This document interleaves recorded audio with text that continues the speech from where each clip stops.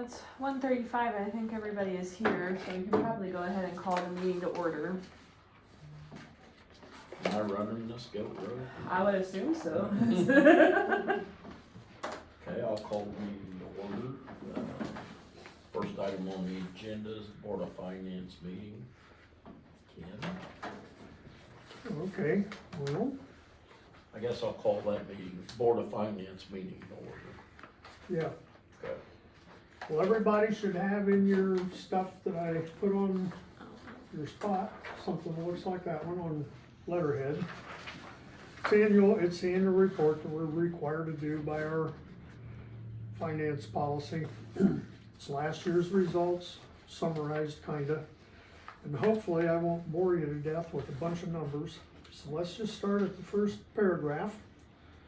End of year, our cash and equivalents were $778,011.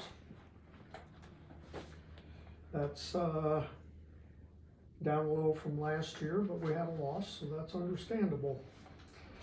We had interest income, next section, $4,599. One thing I will point out there, the CD that we have renewed, and we didn't get notified to renewed until they'd already let it automatically roll over. So we should have had a bunch of interest income last year that we didn't, but this year we'll have twice as much, so interest income will be a big number next year. We spent $11,804 on capital expenditures, mostly for the fence, and remind me what else, Leanne? The fence and probably just the repairs are the only things that would have. Remediation, yeah. Huh? The mold remediation. Is Well, what that it's was called? this year. We're talking about 2024. Yeah, Yeah, for last year, just putting in the fence and then the first initial fence repair, I right, think, the are the only gates and all things. that stuff. Yeah, I That's think mostly what it was. Well, 11,804 is not a lot compared to a lot of years what we have, so. The average rate of return on our investments. Take cash at the end of 23, add cash at the end of 24, divide by 2, that's the average invested. And we made $4,599, so our rate of return was right at 0.6% on our money, which is not very good. Now next year that'll be a lot better because we'll have 2 years worth of interest in there. So it's kind of distorted a little bit this year, but I also gave everybody a copy of the profit and loss out of last year's QuickBooks. Looks like this one.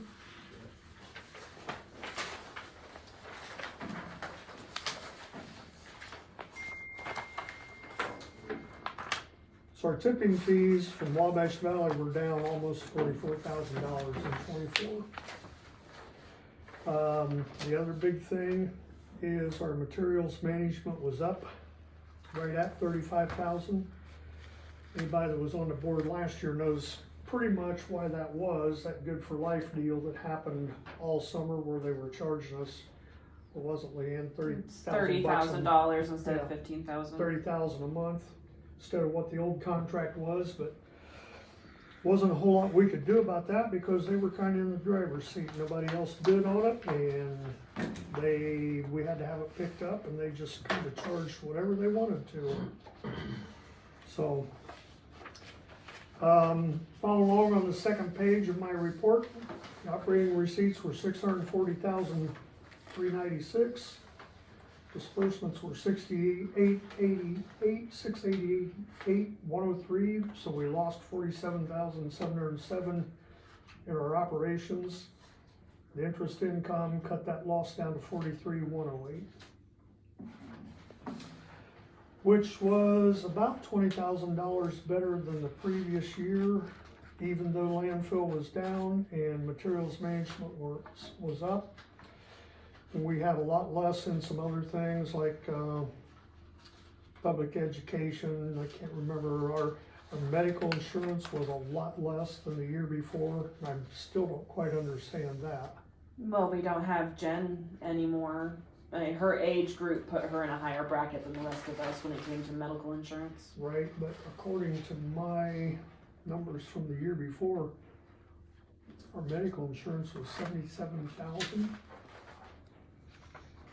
Yeah, I know. Well, that's what the claims that were paid, so that's what's in there.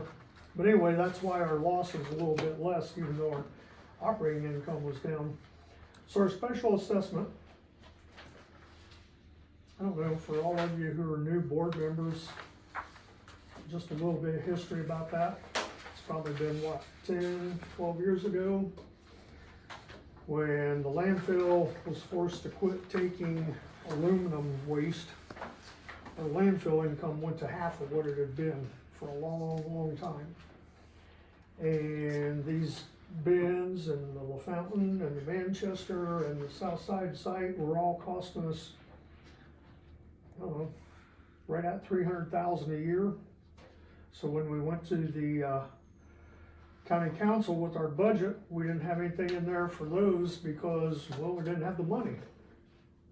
That's how the $24 per property came about. And past boards have always said that we will take a look and keep our eye on that, and if we can ever get rid of it or reduce it, we will. But that money last year was $274,772, and without collecting that, we would have had a loss of $322,479. So we are nowhere near, with the expenses we have today, where we could ever reduce that. Hopefully, we're not gonna have to raise it, but who knows? If, well, I just put on the next to last paragraph. At our current level of cash and investments, we've got enough money to fund operations with the size loss we had last year for 18.8 years. However, if we were to lose the landfill revenues, which is not entirely impossible, we have 2.3 years worth of money, and we'd be out of business. So keep fingers crossed the landfill doesn't go away. Anyway, that's kind of a summary. Like I said, I gave you a profit and loss if you want to look at it. If you have questions, give me a call. I don't want to drone on forever. I know how exciting it is to sit and somebody just repeats a bunch of numbers, but it's a requirement and it's all summarized there. So like I said, if you have questions, give me a call. I'd be glad to either answer those or get an answer for you, one of the two. So that's all I have for the annual financial report, Scott. Just for the record, the user fee was passed by a resolution in December of 2010, so we're actually at 15 years. Wow. Yeah. Time flies when we're having fun, Deb. Yep. 15 years, jeez. And that was the rate that you put in 15 years ago? Yep. $24? Yep, that has not changed. I think Miami County is, well, as I see it on tax returns, I think Miami County is up to $43 now per property. That's just rural properties, right? It's not in city limits. It's any property that's not agricultural, or I think the not-for-profits are exempt too. Is that right, Doug? I was thinking they were. Just thought that was rural. I'm not sure on that. I don't know either, but doesn't matter. I There are think no basically farm- it's for anybody, I think it's basically for anybody that has trash. The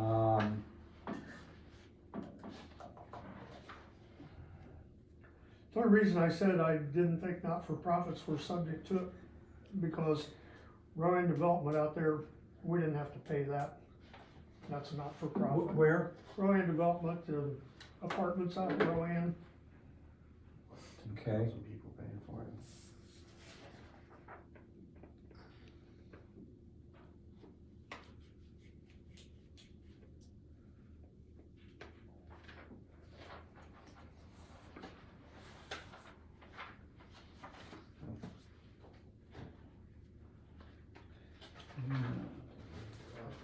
$5. for that $30. Well, should've brought that up, didn't mean to make you dig through everything. No. No, that's okay. Um,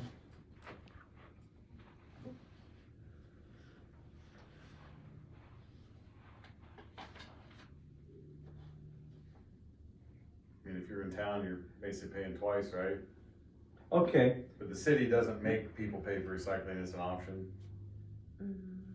No, they bring it here. Yeah, We don't Yeah, have- there We is So don't- Wabash doesn't, as We a don't right, have- you don't have Yeah. curbside. Yeah, That's North what I was wondering. Manchester North is the Manchester only has area that curbside. does, which is why their user assessment fee, they only pay 12 instead of the 24 because the Yeah. city provides them their recycling Okay. services. We have a drop site recycling service Yes. there as an added bonus for them, but they technically don't even really pay for it. real property parcels classified as homestead or qualified residential are charged, and all industrial and commercial properties, except those parcels classified as commercial garage or parking lot. So, your apartments may not be homestead or qualified residential, Right, and so that's probably why they're cause they're not, exempt from property tax. yeah. But see, I think churches pay for it because they have trash, they generate trash. Right, And then it specifically says residential property owners enrolled in or actually serviced by a curbside recycling is $12.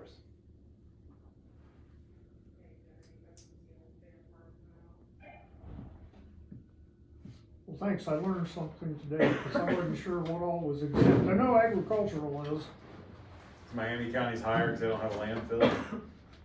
I'm sorry. Is Miami County's higher because they don't have landfill? in Could it? be, they don't have landfill income and Or so maybe they, Yeah. pickup service too? Probably, They don't. They don't have pickup service? They actually have less programming than we do. Okay. Yeah. I don't know Yeah. of a landfill in Miami County. yeah, my guess is they don't have the landfill income and so that's why they, There used to be a Right. dump on 16 before you got to 19. yeah, right there before Child Life. Yeah, I didn't know that wasn't still operating, I thought it was. well, I'm talking about where you go across the river and you just get past that group of trees where C's live. Just past there a little ways, there used to be a dump and people would take it back there and dump it. I remember that way back in the day. Yeah. So I think there's a house built back there on it now. I truly do. Anyway, Do we need a motion to approve the financial, board of finance report? probably, yeah. I would make one change under summary of district interest earnings for the year ended December 31st, 2024, not 2025. there you go, my secretary made a mistake on Saturday afternoon, which was me. I gotta say, if it's Saturday afternoon, I know who the secretary was. Thanks, Scott. I make a motion to accept it with that change. Second. A motion and a second to approve the annual financial report. All those in favor signify by saying aye. Aye. Yeah. Okay, we'll close the Board of Finance meeting and call to order the regular Board of Directors meeting. First item is the approval of the minutes of January 13th Board of Directors meeting. I have just one thing, it's not that it's a big deal, but my name is M-I-T-Z-I. Z-I, okay. Let's see. I'm Misty, so- dyslexic. Betsy, I didn't do that one. That's not my fault. No, that one was me. Good catch. Any other additions or corrections? If none, I accept the motion. Make a motion, accepted. Second. Got a motion and a second by MITCI. All those in favor signify by saying aye. Aye. Opposed? Thank you. Next, approval of financial report claims. Right, and I gave everybody, I won't drone on much about this, cause January is a standalone month. Copy of the online QuickBooks profit and loss. We lost $50,739 in January, mostly because, well, landfill fees were down from the year before, but the materials management was over $30,000, and again, Leanne said, what, you had to have, because of all the Christmas volume, We you had to have had, a couple extra dumps by Wabash Valley, and so that's bigger than normal, but, you know, when you're talking about financial results for a year, 1 month doesn't mean anything, you know.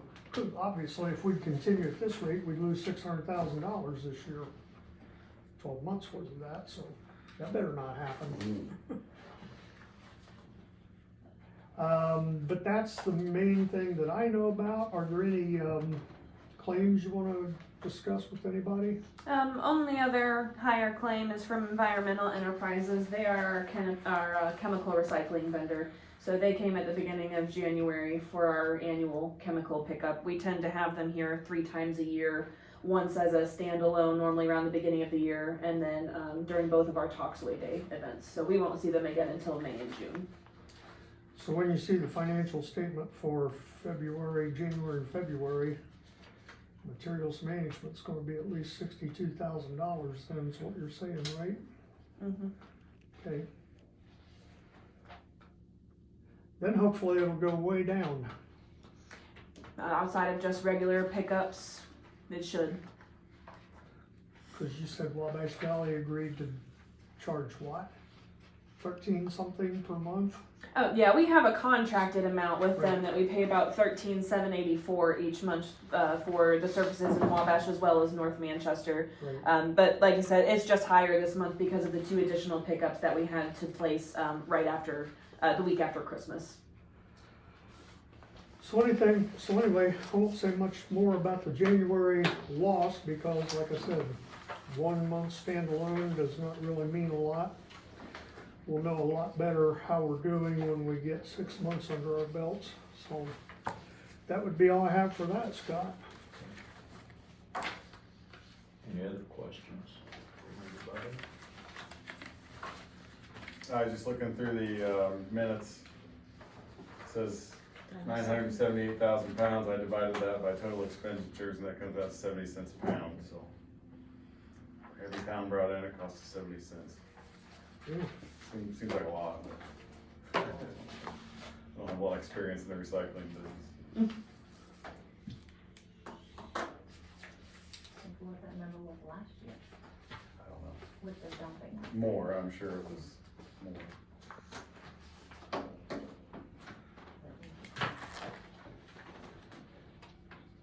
No other questions, I'll accept a motion to approve the financial report of claims. So moved. I'll second that. Motion and a second to accept financial report of claims. All those in favor, signify by saying aye.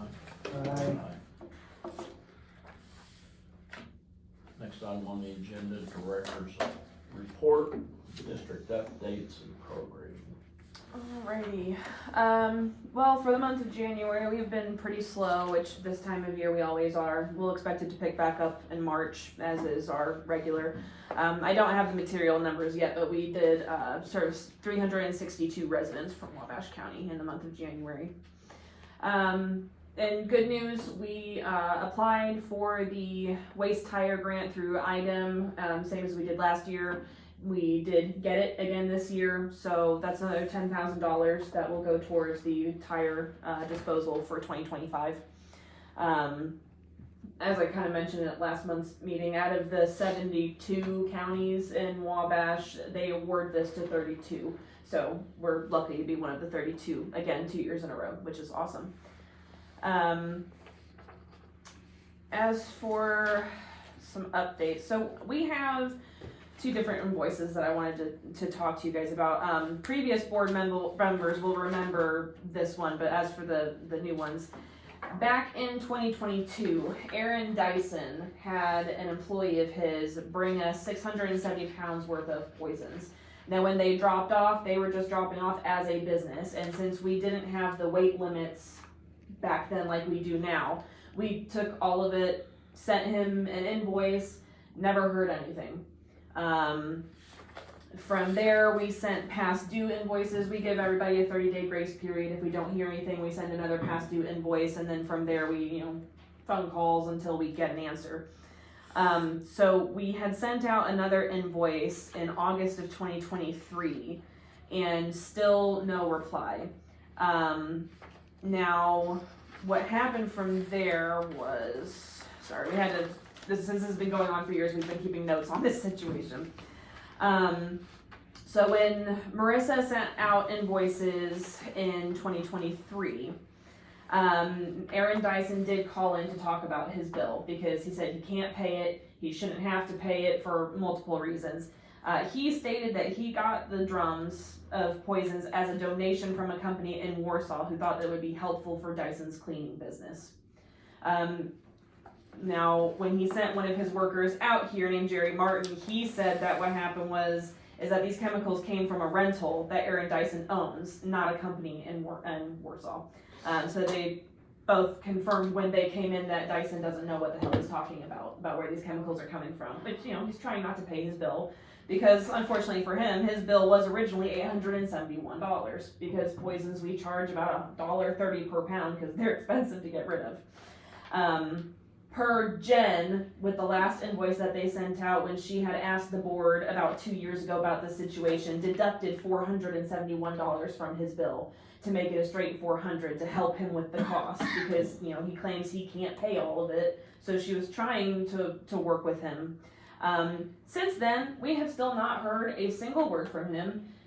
He has not acknowledged any of our invoices. So I just don't know what to do at this point because he just flat out refuses to pay the invoice.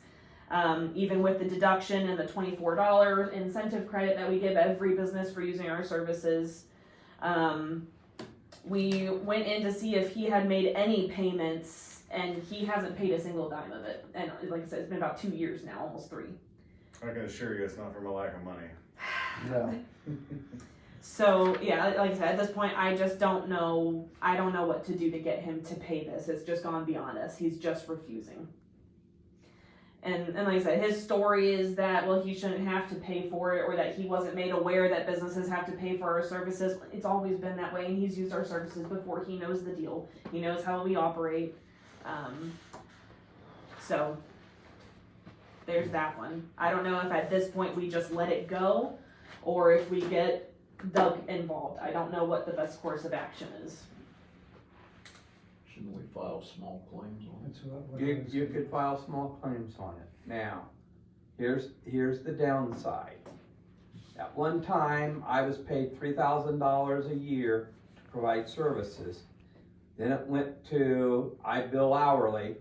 You'll spend more than $400 if you have me file suit against them. Now, that's a shame because you really shouldn't have to write it all off, but that's just the way it is. If I have to file suit, you're probably looking at somewhere, you probably wouldn't have even, you probably would have paid more than $800 by the time it goes to court, especially if he contests it.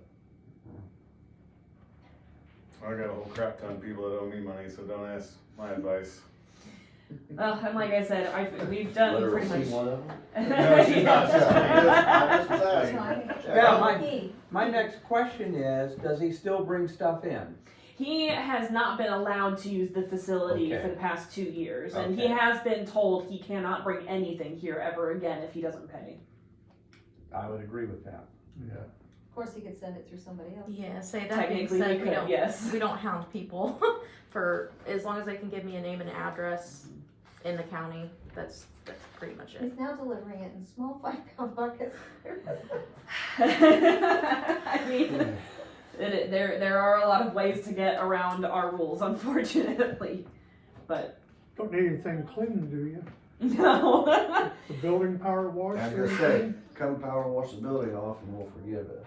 I wouldn't be opposed to that. If he wants to come and power wash the inside of the warehouse, we have to do that about twice a year anyways, but like I said, I wanted to run this past you guys before making any decision, because I mean, I tend to agree with Doug. I don't know if it's necessarily worth going after it, because we're gonna end up paying more in legal fees than what he owes, even with the discount. I mean, even the court cost would be $120, which you do get to recover from, if we win, we would recover that, but still, it's financially, you can't really afford to go after it. Let me also suggest that I probably would not have him power wash anything. I wouldn't allow him to do anything. You'll end up owing him money. But Yeah. it's all said and done. Yeah. All right, the second invoice that we're having difficulties with, one thing, and it's kind of good that we opened up the conversation a little bit ago about the user assessment fee and who is liable to pay it and who is not. When it comes to things like rental properties and LLCs, we had Rhodes Lakeview Trailer Court bring us in a bunch of televisions, and this was back in May of 2024. As with Dyson, sent multiple invoices trying to get them to pay. This bill isn't nearly as much. It's only $88.50. But when it comes to these rental properties in particular, since they are an LLC, they are expected to pay as a business and not as a resident. And my guess is the reason they're not paying this is because they're trying to go under the residential part of it. And I can't figure out how to explain that to people when they're dropping things off. Because if you're an LLC, you're not paying the $24 user assessment fee like a regular homestead is. So you have to pay for our services beyond just the $24. You have to pay per pound what you drop off.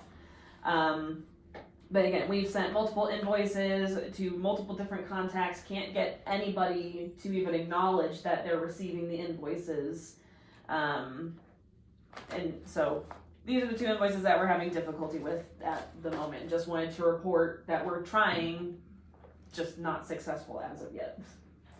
So there's that issue. Let me see. Now, I got a question for Doug. Would it be worth the time and the effort just to keep sending him an invoice? You know you're not gonna get it, but just. A piece of paper, what's it cost to stamp? It's good, yeah, stamp spot. Too much. 65 cents or Yeah. something like that. Until we reach that mark of I mean, $400, I guess. The other possibility is I can write a threatening letter, but to be real honest, yeah, I charge $100 to write a threatening letter, and most of the time, Can we just borrow your letterhead? most of the time Penny those get down. ignored also. I've never. What can we get for $50 in that letter? Part of the problem is there was a time when you could write a pretty threatening letter, but now by the time you include all the Fair Debt Collection Act warnings and rights statements and things like that, it doesn't sound very demanding. And the owners of the mobile home park are out of Englewood, New Jersey, Yeah. so. Yeah, they don't care about that. yeah. So How much is that bill? Well, it's Yeah. got the user not the user assessment fee, but the 24 is taken off. Yeah, say we give businesses a $24 incentive fee to use our services. Before that, it was $112.50, but with the $24 off, $88.50. So it's not a massive bill. It's just we're trying to crack down because obviously we need income, and this is one of the ways that we get it. So Can we, like, in the future, charge them up front when they come in? That way they can't leave it with you? Problem with that is, first of all, depending on how busy we are out in the warehouse, we don't always have the time right then and there to weigh and catalog everything right that second. People would be waiting for quite a while, depending on how many residents. Especially during the summer, we can get 5 or 6 people in here at the same time unloading. It gets kind of hectic. Outside of that, we do not accept cash payments anymore because we have to keep a cash box, and we just didn't want to deal with it, so we did away with that in 2024. that creates accounting and auditing issues when you're taking cash, which quite frankly are as much or bigger a headache than people don't pay a bill like that. And then we could accept card, but the problem is we do not have an account for things to be direct deposited into in that way. If we do our retail, it's going into retail if we use our Square machine, rather than the materials revenue where it needs to go. It would just be in the wrong account. So that's why we do the 30-day invoice, and then they can pay by check, and then we do bi-weekly deposits for anything that comes in the mail. That, and they usually send their employees to do it. Yeah, maintenance men, and you know, Yeah. they don't have the business info to be able to pay for it. Basically, we're just gonna get one of these every so often, just the way it's set up. Yeah. Cost of doing business. Yep, I think you just, maybe send an invoice or two the next few months and then just. Okay. Call it good. All right. With, But, if I but was you've to, announced our name, you've announced the name, so now we all know. I was Yes. gonna say, if I just accidentally stop at a shop, is there any am I allowed to say anything? I mean, why not?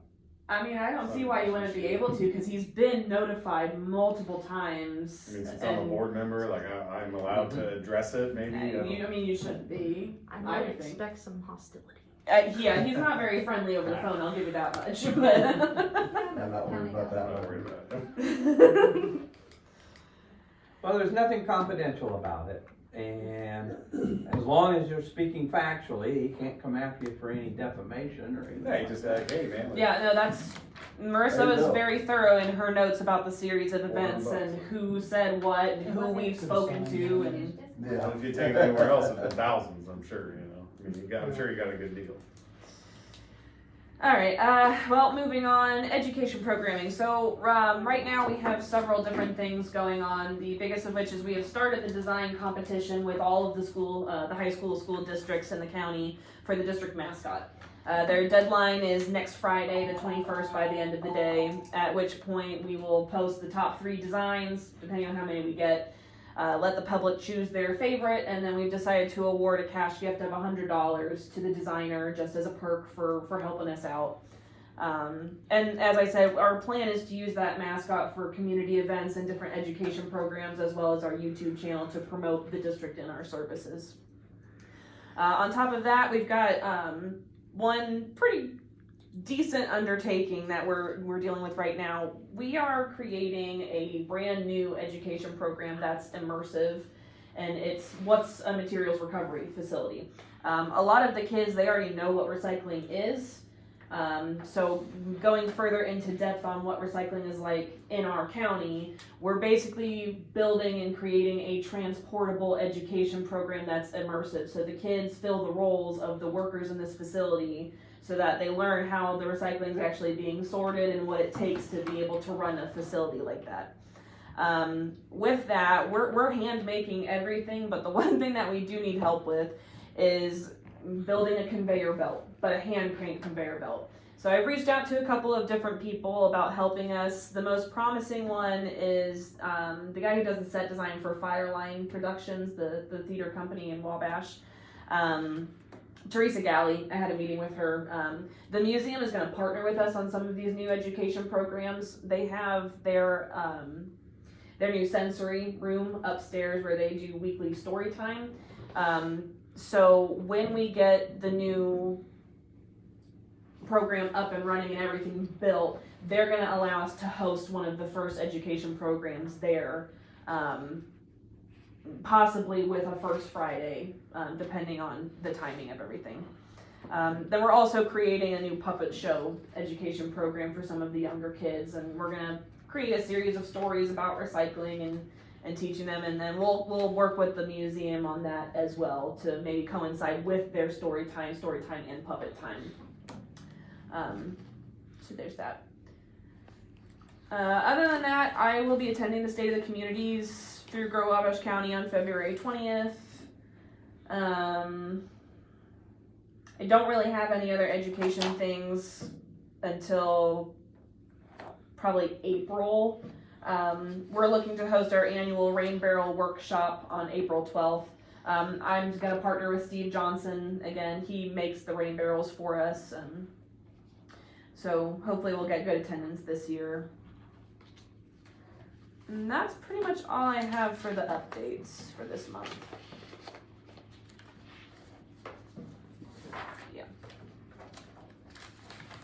any new legislative stuff the state's putting on you? I will find out on Thursday. All of the district directors are coming together for a meeting this Thursday to discuss. We have a representative at the State House who works with with the association, and he said that he does have some news for districts. So Maybe they're gonna start giving you some money. we are still getting our grant. They already had the funds, and so they're still able to move forward with dispersing of that. So we will get the $10,000 as promised, thankfully. But my biggest concern is just the cost of materials over the next few years. You know, we use a lot of materials here. We use drums, we use poly drums, we use gaylords and boxes and liners, and everything is already inching up in cost. So it's just something we'll be keeping an eye on. If we can buy in bulk at a cheaper cost, unfortunately, that's what we're gonna have to do. So.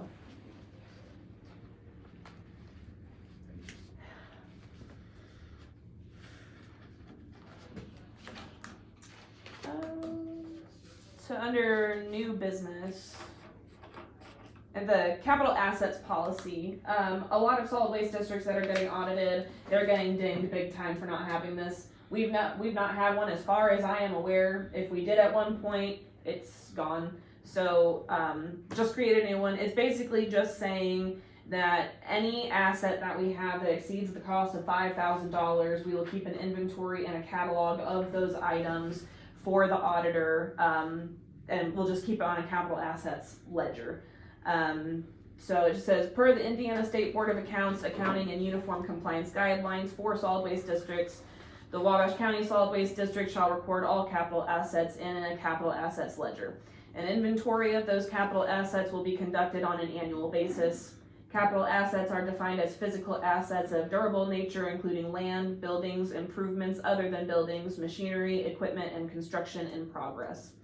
The ledger will be maintained in an electronic format according to the following guidelines. It says that we will record all land purchases and all buildings. We will record the cost of improving or renovating an existing building or improvements other than buildings if they exceed the cost of $5,000. We will inventory and record machinery, equipment, furniture, and any physical assets, again, that exceed the cost of $5,000. We'll record any construction in progress, and we will also, again, keep an inventory data as applicable for an item's description, the date of purchase, and the acquisition cost. If applicable, the date of disposal and the amount received upon disposal of each asset. So I basically just need you guys to approve that is our capital assets policy, and then we can get started on working on the actual ledger of what we have. I already have a ledger. You already have one? Okay. I was about to, because I know we don't have a lot that would have to go on there. It would pretty much just be the district trucks, the forklift, the Bobcat. We have a drum crusher that we purchased a few years ago. We have a rotating pallet wrapper. We have a second handheld straddle stacker. It's just mostly machinery that we have that exceeds that amount. But like I said, we need to get it done soon because, like I said, a lot of districts, this is what they're getting hit on from their auditors. So Yeah, we've had to do that in the past. Once upon a time, we didn't have any policy and we put everything on there. Now, when I do the annual report, you know, I said we had 11,000 and some.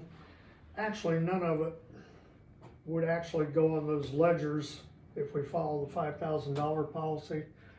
But still, even though it doesn't go on that ledger, I think everybody on the board ought to know how much money we spent on equipment and fence and all that stuff. So I might report it, but it might not be on the ledger. But yeah, we've had to do it because we've caught what for over that before.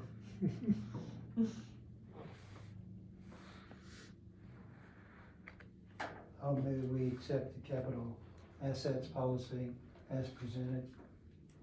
I'll second. A motion and a second to accept the capital assets policy as presented by Leanne. All those in favor signify by saying aye. Aye.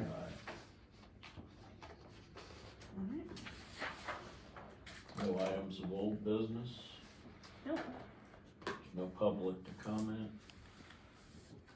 quiet. Next meeting is Monday, March 10th at 1:30 PM. We are adjourned. Won't be a Board of Finance meeting the next time.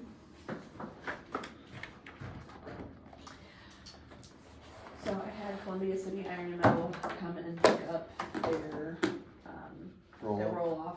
So if you can give me the right contact number, I can go ahead and make the phone call to have you guys drop off one of yours. Hi, I'm Tyler, nice to meet you. Cool. I'm Sam Contact, Okay. so, I wasn't sure if I just needed to notify you or if there was somebody else I Nope, needed to just call. me. So, okay, so I'll get one set here. perfect. And then did you look into seeing if we could find something to puncture those?